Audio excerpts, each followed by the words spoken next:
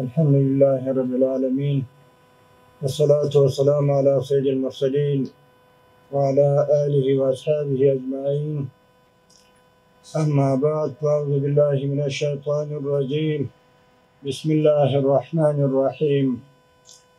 قال الله تعالى: لتسلكوا منها سبلا فجاجا.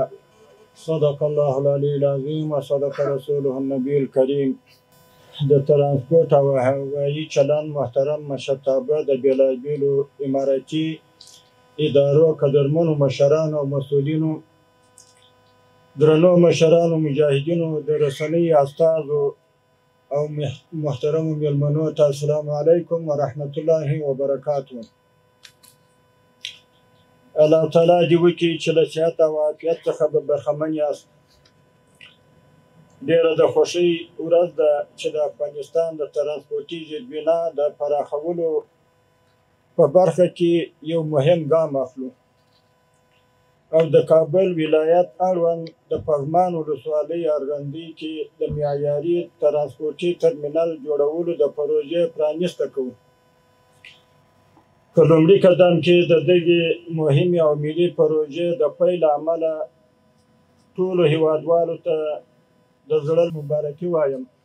ګرانو هیوادوالو، دا ډیره روښانه ده چې د ترانسپورتي زیربناو معیاري رغول او پراخول د یو هیواد د اقتصادي ودې، پرمختګ او د داخلي او سیمه ییزې اقتصاد لپاره ډیر مهم او بنسټیز ګام دی. خو په دې تعصب سره به ووایم چې د تیرو لسیزو جګړو، ناامنۍ او فساد له امله د ګران هیواد ترانسپورتي زیربناو نه یوازې دا چې لازمه پراختیا یې نه ده کړې، بلکې د ترانسپورت په برخه کې شته زیربناو هم ټیټ کیفیت له امله تخریب شوي دي. عامه ملکیتونه د شخصي افرادو له لورې غصب شوي دي او د لویو لارو او سړکونو حرمونه کوچني شوي دي. په دې توګه په ترانسپورتي او مواصلاتي زیربناو کې پانګونه د غصب شوي عامه ملکیتونو بیرته استرداد، د سړکونو او لارو د اصلي حرم تشخیصول او رغول د افغانستان اسلامي امارت یو له اساسي او مهمو ملي موخو څخه ګڼل کیږي. محترمو حاضرینو، یقینا ټولو ته معلومه ده چې کوم وخت کې هغه خلک پر سر د اقتدار وه چې نه د چا عزت خوندي و، نه د چا سر خوندي و، نه د چا مال خوندي و، نه د چا ناموس خوندي و.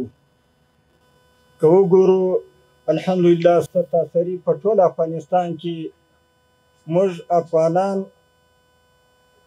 د داسې یو امنیت څخه برخمن یو چې یو مثال یې په ټول دنیا کې د څه ملکو سره لري.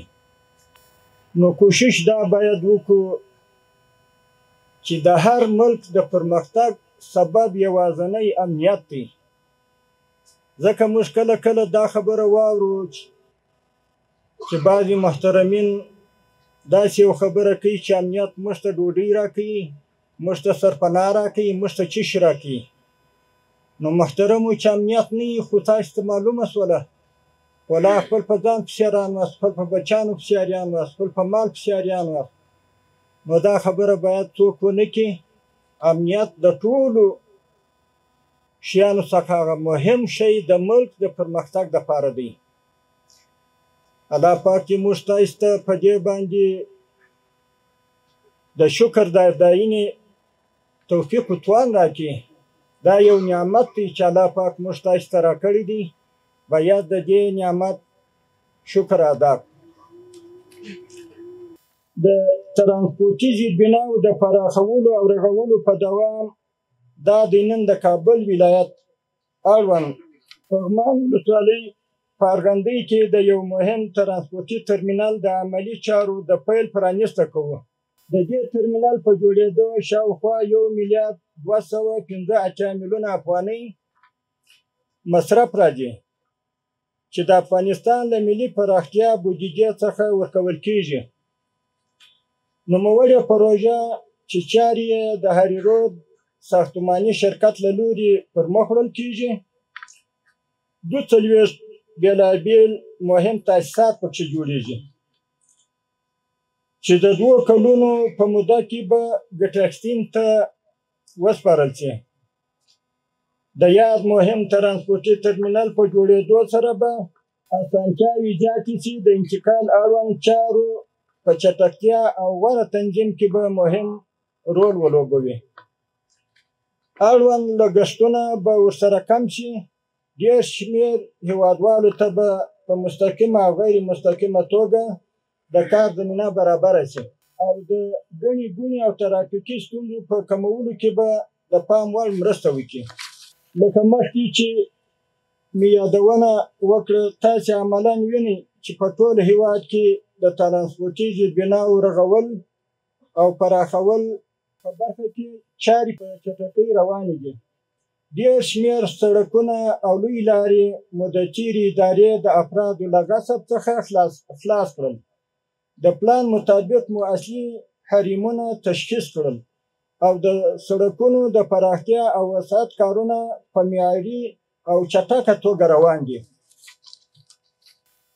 ګرانو هیوادوالو، د افغانستان اسلامي امارت د عصري اړتیاوو او امکاناتو ته په کتو نه یوازې د ترانسپورتي زیربناو د رغولو او پراخولو په برخه کې کلک هوډ لري، بلکې د نورو بنسټیزو ستراتیژیکو موخو د ترلاسه کولو په برخه کې هم خپلو هڅو ته دوام ورکوي.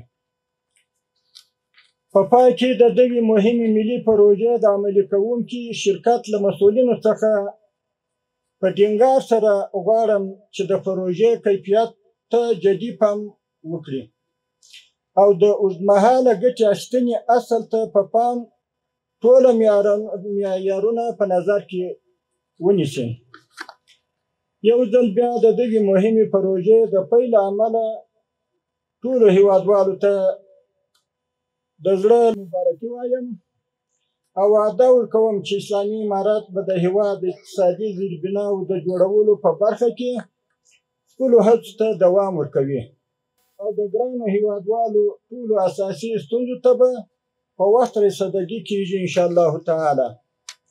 ستاسې له توجه څخه یو جهان مننه. مینا به په زړه کې د نفرت پر غولې وکرم.